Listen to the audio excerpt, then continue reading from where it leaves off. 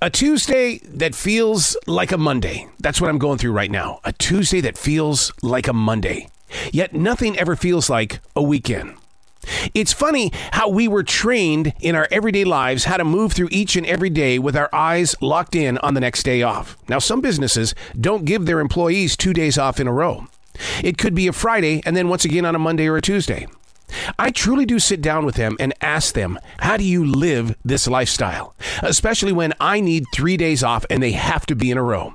My first day is dealing with last week's shell-shocking events. Day number 2 is when the body aches set in. And day number 3 is a series of triggers knowing I've got to return to the essential job in 24 hours. We aren't mentally escaping like we should be. There isn't enough time to want to go and just heal ourselves. Is it a personal thing? Are we all built differently in the way of readjusting to the constant commands of a business world that is holding your paycheck?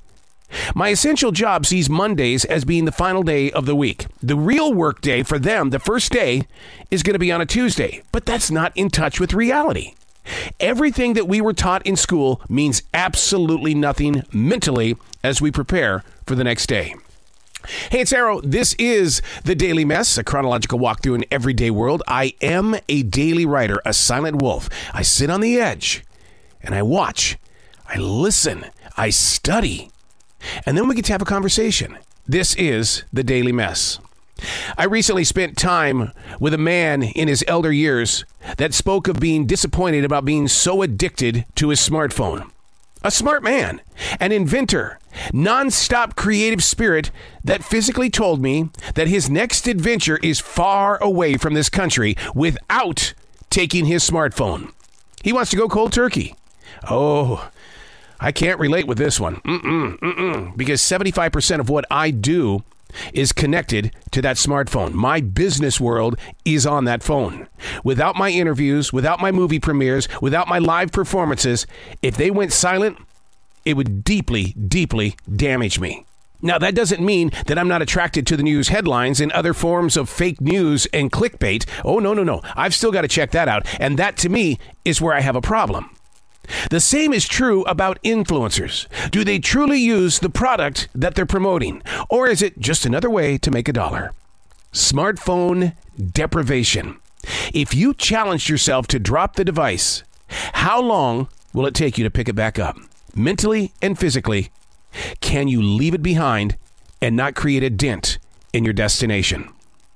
One thing that I have worked on very, very closely over the past 6 months is that I do not get on my emails while I'm inside this recording studio doing podcasts.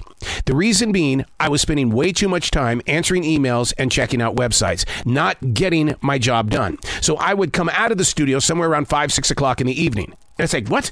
Why are you taking so much time with something that could be done by 1 o'clock? But you're getting out at 6 o'clock. What are you doing? I was mixing my hats. Today, in this business world, we're all wearing several different hats. I was using all of my hats in one situation. But now that I have reshaped my steps and my destinations of thought, we walk into the studio in the morning, we get the podcasting completed. Then I step into the other side of the podcast world, which is making the connections with PR people and really doing the business side of it. So you've got to be able to wear those hats on a proper time. And you've got to have the discipline to say, hey, look, we're going to be the business that you are. I'm not blessed to have a team. But what I am blessed with is to have you. And if I don't give you the full focus, then I'm cheating on you. And that's not fair. The digital phone, the smartphone, plays a big role in that connection. I'm Arrow, and that's The Daily Mess.